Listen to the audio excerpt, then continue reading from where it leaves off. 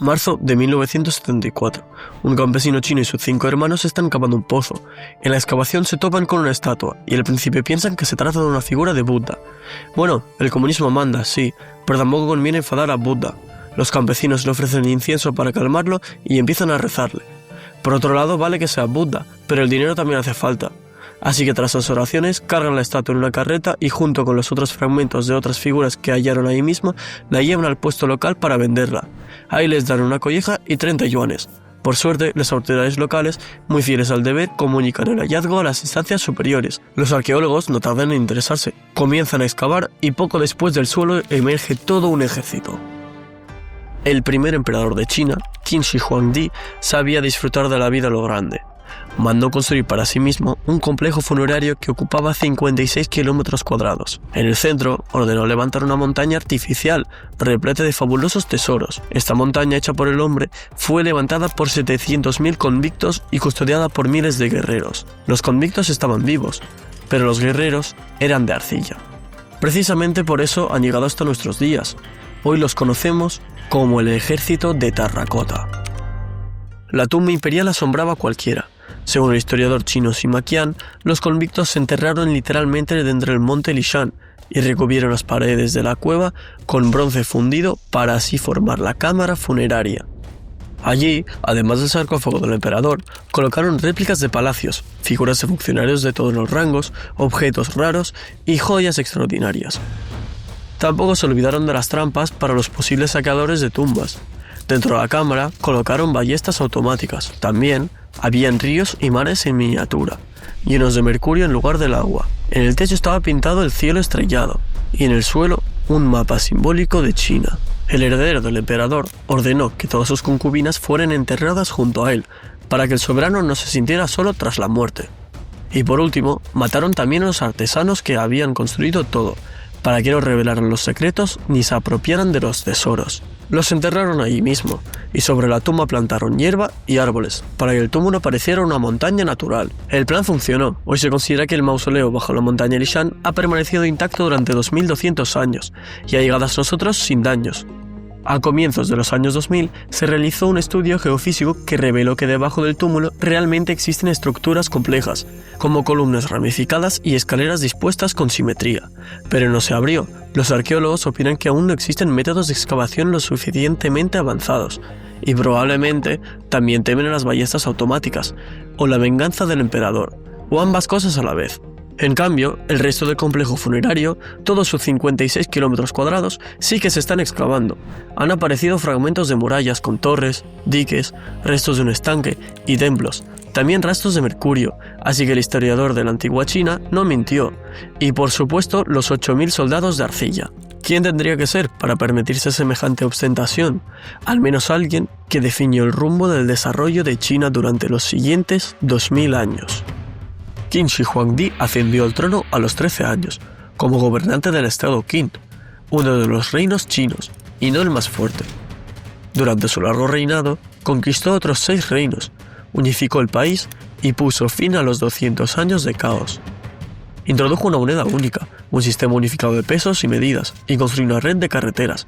Levantó la Gran Muralla China para proteger las fronteras del norte de los nómadas, y estandarizó la escritura. Los caracteres chinos modernos derivan de la escritura del reino de Qin, adoptada como estándar. En resumen, hizo todo lo que corresponde a un fundador de imperio. Está claro que unas reformas de semejante magnitud no podrían efectuarse sin conflictos. Qin Shi Huangdi, dicho de manera directa, mató a muchísima gente. Las élites de los reinos conquistados lo pasaron muy mal, y al pueblo llano lo forzaba a trabajar en sus gigantescas construcciones. Tenía un carácter difícil, se distinguía por la paranoia, megalomanía y un miedo patológico a la muerte. Quemaba libros antiguos para borrar las enseñanzas que no le convenían, y según la leyenda, incluso llegó a enterrar vivos a 460 eruditos. Fundar un imperio no le bastaba, quería alcanzar la inmortalidad. En el tratado de Liezi, Qin Shi Huangdi leyó una ocasión de la descripción del paraíso y le fascinó. Ahí se decía que todas las torres y terrazas estaban hechas de oro y jade, que los pájaros y animales eran de seda blanca, que los árboles eran de perlas y coral blanco, y que las flores y los frutos tenían un sabor y aroma maravillosos. Y por supuesto, vivían ahí los sabios inmortales. Me parece perfecto, pensó Qin Shi Huangdi y ordenó a sus súbditos construir un mausoleo siguiendo ese modelo. La tumba se construyó durante 40 años y fue completada por los hijos del emperador. Según las ideas de la época, el mausoleo debía ser como una versión en miniatura de la capital del imperio. El complejo estaba rodeado por una doble muralla con puertas y torres en su interior. Al igual que la capital, se dividían dos zonas, zona norte y zona sur. La zona sur era la principal, y ahí se encontraba el túmulo que representaba la ciudadela imperial. Junto a él había un pequeño palacio memorial, donde los descendientes vivos del emperador debían celebrar banquetes conmemorativos. El túmulo contaba con un complejo sistema de drenaje que lo protegía de las inundaciones, todo construido según los mejores estándares de la ingeniería de la época, 7 canales subterráneos revestidos de piedra y equipados con tuberías de cerámica. Entre el 1994 y 2000 se descubrieron además 2 diques de varios kilómetros de longitud, que también forman parte de este sistema. En la zona norte se encontraban las tumbas de los cortesanos y príncipes, así como establos, zoológico y vivienda del guardián del mausoleo. Qin Shi Huangdi no es el único enterrado bajo el complejo, también yacen ahí cientos de trabajadores que murieron durante la construcción. Según los historiadores de la antigua China, entre ellos habían criminales, prisioneros de guerra y personas condenadas a la castración. Fueron traídos de todas las regiones del imperio. Recientemente se realizó un análisis ADN de 50 de esos constructores y reveló una gran diversidad de pueblos. Incluso se encontró un persa. También se hallaron pequeñas hachas diseñadas para amputar manos y pies, probablemente con fines disciplinarios. Un hallazgo aún más lúgubre son las tumbas de 17 nobles. La edad de los fallecidos iba de los 20 a los 30 años, y todos murieron de forma violenta. Algunos fueron descuartizados, otros ahorcados, y a uno lo mataron con ballesta. Lo más probable es que fueran los hijos de Qin Shi Huangdi, de distintas mujeres. El trono lo heredó uno de sus hijos, que sospechaba que sus hermanos conspiraban contra él, así que los torturó y ejecutó. Y luego, por supuesto, los enterró con honores junto a su padre. Recientemente, se descubrió la tumba del propio heredero. Contenía 10 fosas con adornos de jade y oro. También encontraron 2 carruajes, tirados por 6 caballos cada uno. Este año han excavado la tumba del otro príncipe, también hijo de Qin Shi Huangdi. Dentro del sarcófago, que pesaba 16 toneladas, se hallaron 6.000 monedas de plata, armaduras, piezas de jade, armas y hasta camellos hechos de oro y plata. Alrededor de esta sombría ciudad de tumbas se extendía algo así como el reino del emperador muerto. Al sur se erigían diques defensivos. Al norte estaban los restos de un estanque y de otro palacio. Al oeste, hornos para cocer cerámica y talleres de talla de piedra. Y al este, la eterna guardia de honor, el ejército de Terracota. Los guerreros de arcilla son la encarnación del poder y ambición imperial. No se trata de una simple producción en serie. Cada uno de los 8.000 soldados representa a una persona distinta. Sus rostros no solo son los únicos, sino que además reflejan emociones distintas. A través de cada máscara de arcilla se percibe una personalidad propia. Hay comandantes orgullosos, jóvenes guerreros algo inseguros, e incluso rostros astutos o simplemente cansados. Se cree que Qin Shi Huangdi quiso sacrificar a miles de soldados para su propio entierro, pero cambió de idea. Sabemos que antes, en la época de Zhou, realmente se mataba en masa a cortesanos y soldados para entierros junto a los gobernantes. Qin Shi Huangdi se conformó con esculturas. Como ya hemos visto, era un gran humanista y también un pragmático. Después de todo, eliminar a la élite militar del país para tus propios funerales no era muy razonable. Para la construcción del túmulo y del ejército de Terracota se fundió una ciudad especial a 3 kilómetros del mausoleo, con 150.000 habitantes. Fue el propio Qin Shi Huangdi quien instauró la tradición de crear asentamientos de trabajadores para edificar y mantener las tumbas imperiales. Las ciudades tenían incluso su propio lema: servir a los muertos como se sirve a los vivos. Eso es lo que se llama el ritual.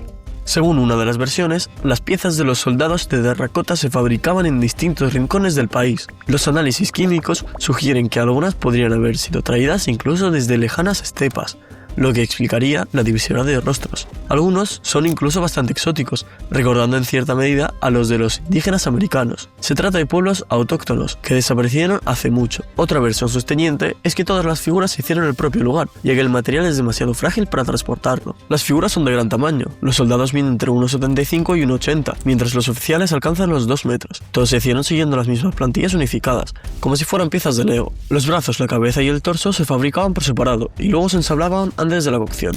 El torso se moldeaba a partir de churros de arcilla, sobre los que se aplicaba un recubrimiento para pintar la armadura. Después, las esculturas se dejaban secar al aire y se cocían a 900 grados. Cada estatua pesaba alrededor de 135 kilos. Las figuras de los caballos se fabricaban en el mismo sitio. Eran demasiado voluminosos para trasladarlos desde lejos. Todos los guerreros estaban pintados con colores vivos. Hoy es imposible de verlos. Las pinturas no resistieron la exposición al aire. La paleta del ejército solo puede reconstruirse a partir de restos microscópicos. El rojo se obtenía con cinabrio, el azul y el celeste con malaquita, el marrón rojizo con limonita y el blanco con plomo blanqueador, por lo que se puede deducir, cada unidad estaba pintada de forma distinta y la vestimenta de los comandantes se diferenciaba también en color de la de los soldados rasos. Como corresponde al ejército de Qin Shi Huangdi, que adoraba la estandarización, los soldados vestían armaduras uniformes y estaban equipados con armas estandarizadas. La infantería usaba las llamadas Ge, una especie de pico o hacha montada en un asta. Los arqueros manejaban ballestas con piezas unificadas e intercambiables, de modo que se podía reparar una usando partes de la otra. Las carrozas también tenían el mismo hacha de eje, todo al servicio de la unificación. Los guerreros no solo tenían rostros distintos, sino también peinados diferentes. Era importante mostrarlo, ya que en aquella época el peinado indicaba el estatus social del soldado. Qin Shi Huangdi introdujo la primera tabla de rangos del mundo con 20 niveles. Cada peinado estaba estandarizado y reflejaba la posición del guerrero en ese sistema. Era algo así como un galón y un pasaporte del Imperio Qin. ¿Cómo se ascendía de rango? Por ejemplo, un soldado podría alcanzar el primer nivel si llevaba a su comandante la cabeza decapitada de un enemigo. El gigantesco mausoleo de Qin Shi Huangdi y su ejército de terracota reflejan absoluto terror y al mismo tiempo la admiración que el emperador inspiraba en sus súbditos. Pero, ¿logró alcanzar la inmortalidad? Por un lado no. La dinastía que fundió se presentó como un proyecto pensado para 10.000 generaciones, pero apenas duró 15 años. Por el otro lado, le sucedió la dinastía Han, que adoptó y desarrolló muchas de las ideas de Qin Shi Huangdi. Como resultado, buena parte de esas ideas todavía forman la base de la China moderna.